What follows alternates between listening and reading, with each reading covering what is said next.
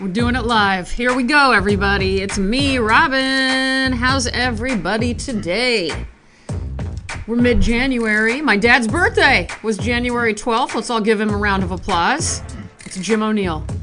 We love that. Did you hear that guy? He goes, That's right. That's Jim O'Neill for you. He had a good time. He went to a Japanese restaurant in Fort Worth that served French fries, and he loved it. I mean, they did have more traditional Japanese food also, but they were very excited about the French fries there, so I'm ready to hit that place up when I'm back in town. I love French fries, as you guys know. I love pickles. I made my own Quickles this week. Quickles, quick pickles. Old family recipe. We've been doing it for years. They're good as a side. They're good on sandwiches. They're even good on tacos. They're great in, green bowls, Buddha bowls, power bowls, whatever you call them.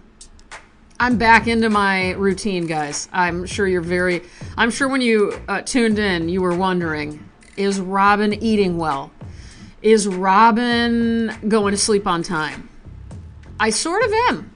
I had a really nice epiphany about 3 mornings ago, and the world is a new place for me right now. Let's see how long this lasts. Do I seem like I change a lot? I don't know if I change a lot. I just have a lot of goals. I always want to get better. But what we need to work at is accepting ourselves for who we are right now. Isn't that right? I'm sure Oprah's told you that. I'm sure Tony Robbins would say it. I'm sure even Richard Rohr would say it. We had some other Richard Rohr fans when I brought him up the other day. I can't remember my list of heroes, but he was one of them. And I didn't know I had other Richard Rohr fans out there. I knew I had a few, but I didn't know I had as many as I thought I did. For any 12-step people out there, Richard Rohr also wrote a really, really beautiful book on the 12 steps.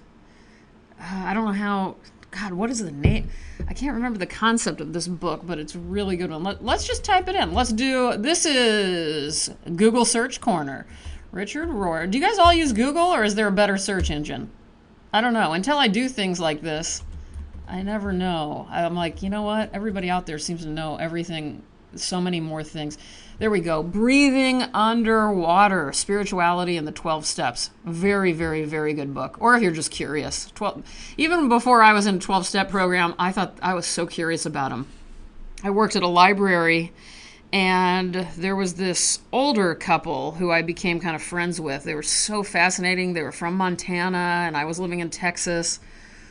And I'll never forget that they just invited me to an open AA meeting, and I did not hesitate. I went, just knowing that it had something to do with alcoholics. I was, 18 maybe, and it was such a moving experience. And there was a man there.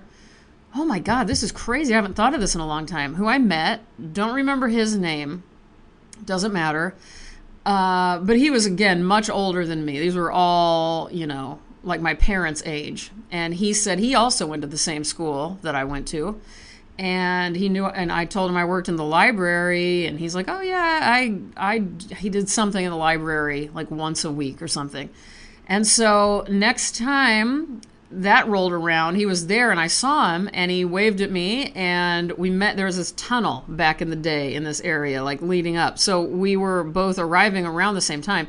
And he came up and he gave me my first Shambhala book that I've read on the podcast so many times. The Path to the Warrior, or Path of the Warrior. What is that?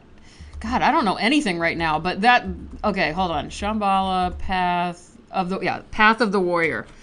He gave me the mini edition of that book. And I don't know why. I don't know what I said that prompted anything in him, but he gave that to me, and that book ended up really saving me around that time. My anxiety, without really anybody calling me out on anxiety, I was having anxiety. And this was before, people now, we talk about anxiety like it's an epidemic, because it is, but in the 90s, that was not the case.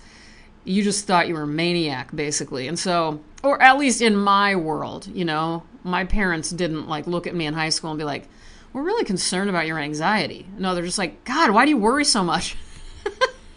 Which, is that the same thing? I don't know. It was a lot of, God, stop worrying. Everything's going to be fine.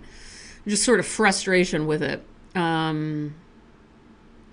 Yeah, anyway, I get it. I don't know. Anyway, the book, Shambhala, Path of the Warrior, go ahead and do a search in Me Reading Stuff's archives and you'll be able to find my readings of it. I had a very emotional response to it. He also gave me, did he?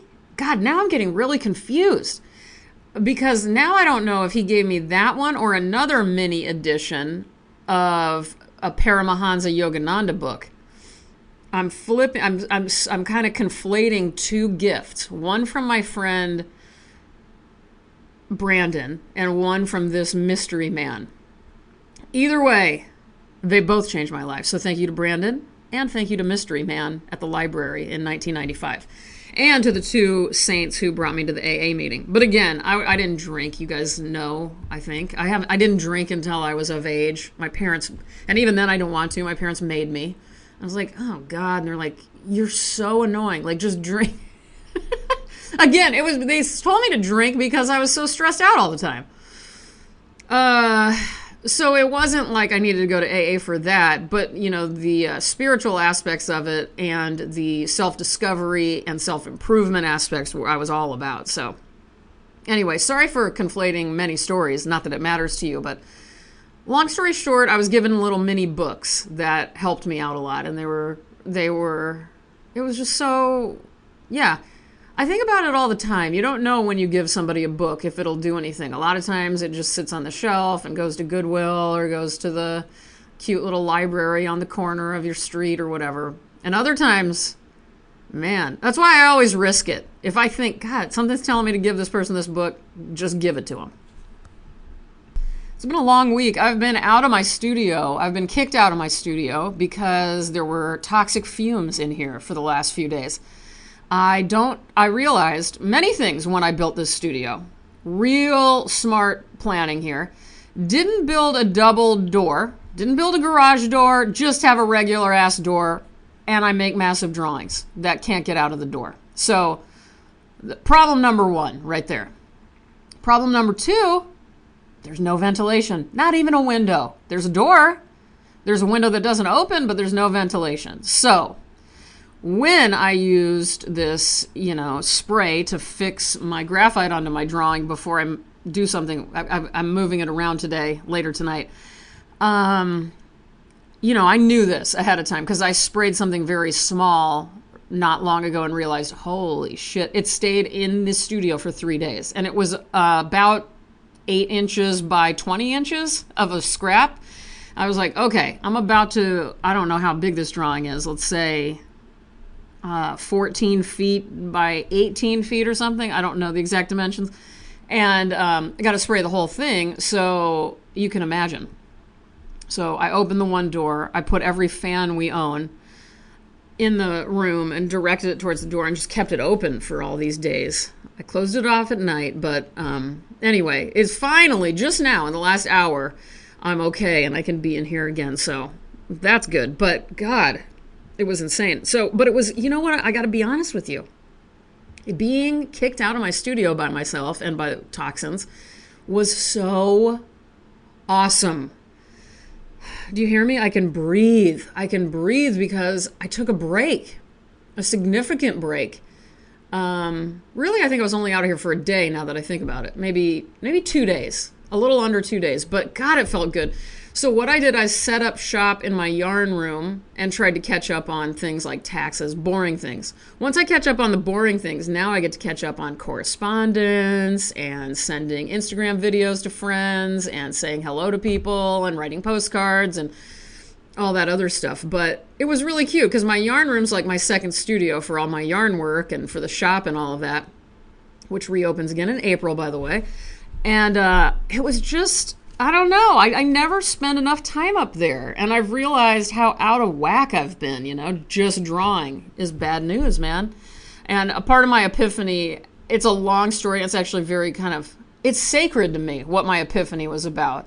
but it was about, it came in the vision of something for my show in New York, but it ended up being way more about me and sleep and rest and caring for myself and being nice to myself. So I'd love to share it with you, but I'm not going to, because some instinct inside me says, boundaries, Robin. This is not for everybody. And, it is one of those things where it's got some mystical qualities to it. It would be easy to make fun of. Some of the most incredible thought is easy to make fun of, by the way. I've recognized that. And some of the coolest shit in the world is easy to make fun of. And I choose to not share some of that. I do share other things like that, but none of this. This is too big. What I'm hoping is that I'm not being hyperbolic in that, because I'm feeling like it's a big shift. And I'll be honest, I woke up happy yesterday and today. Woke up very happy and ready to take on the day. Then I went to the dentist. Oh my God. I finally remembered while I was in the dentist's office to ask everybody there, have you ever talked to a forensic dentist, or has a detective ever come here to talk to you to get records for a murder case? I always mean, because anytime that happens in something I'm reading or watching about true crime, I'm like, ooh, I can't believe that I see dentists all the time and they never talk about this, or I never see a detective waltzing in asking to pull records. So I asked 3 people. They said, all 3 of them said, one of them, they've been doing this for 26 years, the other one 15, the other one 12. Never, ever have they gotten to experience that. So that was the big disappointment of my life this week. The other one was, speaking of murder, Robert Durst died, everybody. Robert Durst died. Have you seen The Jinx? If you haven't seen The Jinx, will you do me a favor and watch The Jinx on HBO? Jarecki, the director, who also did Capturing the Friedmans, he just has this like magical touch where people reveal insane things when he's recording. But anyway, Robert Durst, horrible man, but one of my favorite people. Period. Robert Durst is so funny to listen to talk, isn't he? There was a new program, maybe on Oxygen or something, that came out about him with all the updates from the trial last year. And if you don't know who Robert Durst is, I just keep assuming everybody does, but he was accused of 3 different murders and convicted for 2, at least 1, went to trial for the other one. He's a very wealthy, from a wealthy real estate mogul family in New York. It's just nonstop. Lifetime did a movie about him. I don't know where to begin. The Jinx is a documentary series that probably the best out there when it comes to true crime, because Robert Durst is such an insane person and so funny to listen to. I don't know, you guys. Is it wrong that he's on that slideshow thing that I have on in my living room on my TV when it's inactive? A slideshow comes on of all my favorite people and Robert Durst is on there. Is that wrong? Because if so, I'm not going to apologize. Because just because I am entertained by him and think he's hilarious doesn't mean I don't think he's a horrible human being and a despicable human being, and he deserved to be in prison. Especially late into life. Like, normally it's so sad to see old people in prison, and he's so old. He was so old and sick. And he's already frail and little and weird looking, and then all of a sudden he's in a prison uniform and he's barely alive and he's got a weird face mask on. But he deserved to be there. So I'm happy. I mean, he should have been put away a long time ago. But God, I can't lie. I was sad. I was sad to hear he died. And Bob Saget dying. I mean, this is just, I can't take all the deaths that we've had lately, right? All right, you guys, let's read something. I'm going to be reading from a book I found for $1 at a used bookstore not long ago. Picked it up because I liked the cover. It's just black and white, very graphic, just white background, black words and numbers. It's called Tuesday, November 19th, 1968, by Robert Creeley. Robert Creeley, famous American poet. He once was a chicken farmer, and he died of pneumonia. He lived to be, I think, 78. Friends with Allen Ginsberg. Don't know that much about him, and I can't lie, I haven't read much by him. But this book, which also, P.S., he wrote, I think, 70 books or something like that. So this one was, I think, published in 72, by Charles Scribner's Sons, and it is probably going to be hard to find. So I will put a link in the description for what this book is if you do want to search it out. I've noticed a lot of them seem to be expensive when I looked it up. So hopefully you can find one for $1 like I did. But you got to get out there. You got to go to your independent bookstores, independent used bookstores, even better. No, that's not even better. They're all good.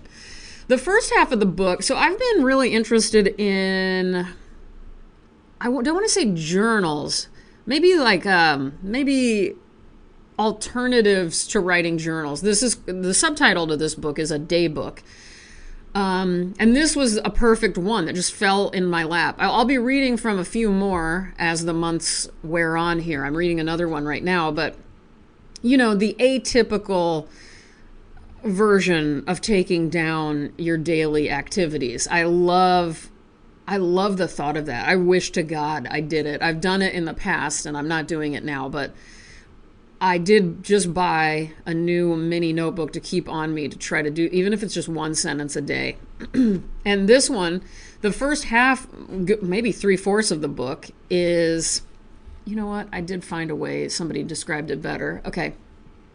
The first half of A Day Book is a prose record of Creeley's day-to-day experience. This section, based on family life, gives the volume its apt title. The second half is a sequence of poems inspired by travel and called, quote, In London. So yeah, they're kind of journal entries, but then the poetry is also sort of a journal entry. They don't all have the dates on them, but some of them do. I'm going to be reading you from the first section. And I just like it. They're just snippets of a real life. And so you get an idea of something, but there's so much left unsaid. And it's all very dreamy, this book is. So here I go. Oh, before I forget, there's also, even though this is a day book and a journal of sorts, there's not really entries that say, you know, Monday, December 6th or whatever. It's just all run together. That's the other thing I really like about it. So I'm just like kind of starting mid-page, mid-book. Going to sleep, waking up, moving. Waking with stomach ache, sudden premonition of death, probably echo of the past weeks and fear of one's own time. What would it be like? Nothing much, certainly nothing you can live in. Aunt's apparent tiredness, doctor's sense she didn't want to try to continue living. Better, she knew what she didn't want to do anymore. Arrangements within self, rapport with the surroundings. Keep it moving. Can thinking be prior to action? Is an action, etc. Never felt one would or could think of something previous to its circumstances and or recognition. Couldn't somehow get ahead of it. Always in situation of seeing it, now that it's there. Go to sleep, different situation. Time to go to, sleep. Time to, wake up. No time, moving along. No sense of it, no concern. Time enough. But she got caught in it, whoever she was. Get it over with. Can't wait for this to happen forever. Nor need you. Relax and die. Be born. Be born. How to get somewhere without trying, and where is somewhere, etc. In airport in Denver, lined up with people about 8 in the evening to take plane to Salt Lake. Our category is clear enough. We are going somewhere for various reasons, in various conditions of age, income, etc., in various experience, but all, or genetically all, with ears, eyes, nose, and throat, etc., tired of dying, wanted only a trace, a sense of deer tracks or rabbit out there in the snow, sentimental, thoughtful of feeling. Welcome, stranger. Come in the door with bag in hand, smiling. Anyone, anywhere. My aunt, goodbye. also John. She had written a poem for George Washington's birthday for the paper. Would have been printed 2 days after. She had that thing to do. Wow, I really like that. I'll give you a hint of the poetry, too. Here's a short one called You. Back and forth across time. Lots of things one needs one's hand held for. Don't stumble in the dark. Keep walking. This is life. There we go. This book is so old, but also it feels like it's never been cracked open until I got it, which made me sad. And also, the little sticker on it from when it was first sold somewhere is more like one of those cloth stickers that feel almost like a Band-Aid. And I don't know why. It says I-3 on it. Anyway, it was originally $3.95. There you go. First edition. Maybe this is worth some money, but I'm not getting rid of it. I hope you guys like that. Robert Creeley, Tuesday the 19th, November 1968.